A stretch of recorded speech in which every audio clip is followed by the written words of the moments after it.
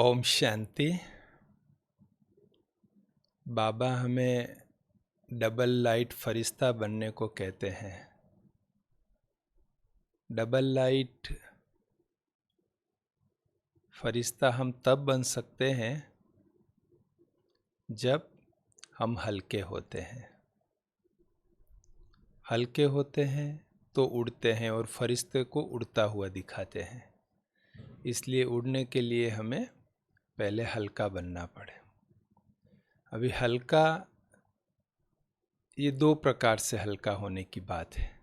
Light बनना है तो दो प्रकार से, एक स्थूल और एक सूक्ष्म। जब हम स्थूल लाइट की बात करते हैं तो ये शरीर की बात आती है। तो क्या वर्तमान में फरिश्तेपन का अनुभव करने के लिए हमें ये शरीर छोड़ना पड़ेगा? ये तो संभव नहीं है कि हम शरीर छोड़कर फरिश्ता बने। इसके लिए इस शरीर का जो भान है उस भान को हमें छोड़ना पड़ेगा फरिश्तेपन के अनुभव के लिए। तो अशरीरी बनने का, थोड़ा देह से न्यारा होकर अपने आप को देखने का, एक तो वो अभ्यास उसके लिए जरूरी है। जैसे कोई व्यक्ति कार में बैठा है, ड्राइव कर रहा है, तो कार का भार वो अनुभव नहीं करता है जब तक वो अपने को ड्राइवर समझता है। तो कार का उसको कोई भी भार अनुभव नहीं होता है। इसी प्रकार हम भी इस शरीर रूपी कार के ड्राइवर हैं। तो इस शरीर का भान हमें अनुभव नहीं हो, शरीर से संबंधित चीज़ें वो सब जैसे छूटी हुई हो, तो इस स्थूल भार से हम मुक्त रहेंगे। दूसरा, सूक्ष्म भार से मुक्ति, ये उससे भी ज़्यादा इम्पोर्टेंट है। सूक्ष्म माना ये मन का खेल है। तो मन में किस चीज़ का भार होता है?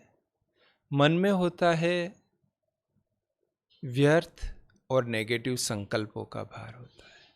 मन में होता है ईर्ष्या, नफरत, वैरभाव, घृणा, कंपैरिजन, एक दूसरे से तुलना करके इन्फीरियरिटी कॉम्प्लेक्स, सुपीरियरिटी कॉम्प्लेक्स।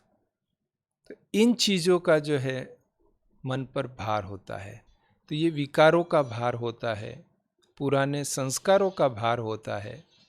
और इसके कारण आत्मा उड़ने का अनुभव नहीं कर सकती। उड़ना माना खुश रहना, आनंद में रहना, शक्ति का अनुभव करना, शांति का अनुभव करना, ये अनुभव नहीं हो सकता जब तक ये व्यर्थ और नेगेटिव है। तो व्यर्थ और नेगेटिव से हम कैसे मुक्त बने? तो उसके लिए सबसे पहले हमें ज्ञान चाहिए। और उस ज्ञान का हम भाग्यशाली हैं जो परमात्मा पिता शिव बाबा रोज हमें सवेरे सवेरे ज्ञान मुरली के द्वारा वो ज्ञान की विधियां बताते हैं, जिससे हम व्यर्थ और नेगेटिव से मुक्त रह सकते हैं। वह विधियां बाबा हमें मुरली के द्वारा बताते हैं और हमें पता है कि हम इस ज्ञान की पॉइंट को अप्लाई करें तो व्यर्थ और नेगेटिव से मुक्त रह सकते हैं। लेकिन प्रैक्टिकल में क्या होता है? जब ज्ञान की उस बात को जीवन में धारण करने की, जीवन में अप्लाई करने की बात आती है तो वो शक्ति हमारे पास नहीं होती है। एक सिगरेट पीने वाला व्यक्ति ये जानता है, उसके पास ये ज्ञान है कि सिगरेट पीने से नुकसान होता है और उसके लिए वो प्रयासरत भी होता है छोड़ने के लिए, लेकिन नहीं छोड़ पाता है। क्यों? क्योंकि शक्ति नहीं है। तो ज्ञान की पॉइंट को भी जीवन में धारण करने के लिए जो शक्ति चाहिए वो हमें योग से आती है। जब हम परमात्मा पिता से अपना आत्मा का कनेक्शन हम जोड़ते हैं तो बाबा से वो शक्ति मिलती है कि जिससे हम उस ज्ञान की पॉइंट को जीवन में धारण कर सकते हैं और व्यर्थ और नेगेटिव से मुक्त हो सकते हैं।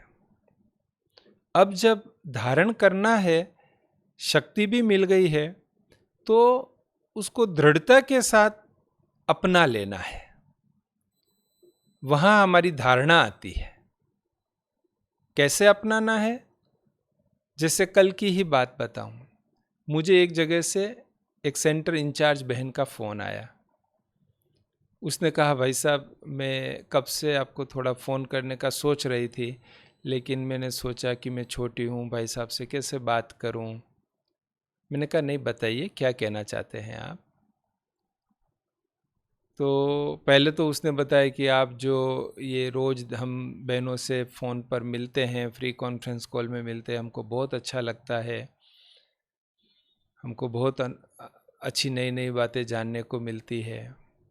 मैंने कहा अच्छा, बहुत अच्छा, थैंक्स। फिर उसने बताया कि एक युगल हमारे पास आए थे और वो उनके विषय में, मतलब किसी थर्ड पर्सन के विषय में, कि वो ऐसी ऐसी बातें कर रहे थे, तो मुझे अच्छा नहीं लगा, तो मैंने सोचा मैं आपको सुनाऊं वो सब। मैंने कहा बहन, वो जो बातें कर रहे थे वो आपने अपने आँखों से देखी है, अनुभव किया है? तो कहा कि नहीं, वो बता रहे थे तो मैंने सोचा मैं आपको बता दूं। मैंने कहा बहन, यही परदर्शन, परमत, परचिंतन है जिसे बाबा ने पाप कहा है। तो ऐसी बातें सुनाने में भी पाप लगता है, सुनने में भी पाप लगता है। तो हमको ऐसी बातें नहीं करनी चाहिए। हाँ, आपने खुद ने अगर अपनी आंखों से देखा है, अनुभव किया है, तो भले आप मेरे साथ शेयर करो, तो मैं उसका कोई उपाय बताऊंगा, लेकिन सुनी सुनाई बातों को शेयर करना अच्छा नहीं है। बहन समझदार थी, बोली सॉरी भाई साहब, मैं ध्यान रखूंगी, मैं ऐसी बातें नहीं कहूँगी। और हमने वो बात नहीं सुनी उनकी, उन्होंने भी फिर नहीं कही। तो इससे क्या हुआ? इससे ये हुआ कि मैं खुद भी व्यर्थ और नेगेटिव से बच गया, और वो आत्मा भी जिसने मुझे फ़ोन किया है वो भी व्यर्थ और नेगेटिव से बच गई। और ये एक बार की बात नहीं है। जब एक बार ऐसा किया है तो अभी क्या होगा, भविष्य में भी जब उसके पास ऐसी कोई बात आएगी तो क्या वो मुझे फ़ोन करके बताएगी? नहीं, कभी नहीं बताएगी। वो यही कहेगी कि नहीं, ललित भाई को ऐसी बातें सुननी अच्छी नहीं लगती है, हमको उनके साथ ऐसी बात नहीं करना चाहिए।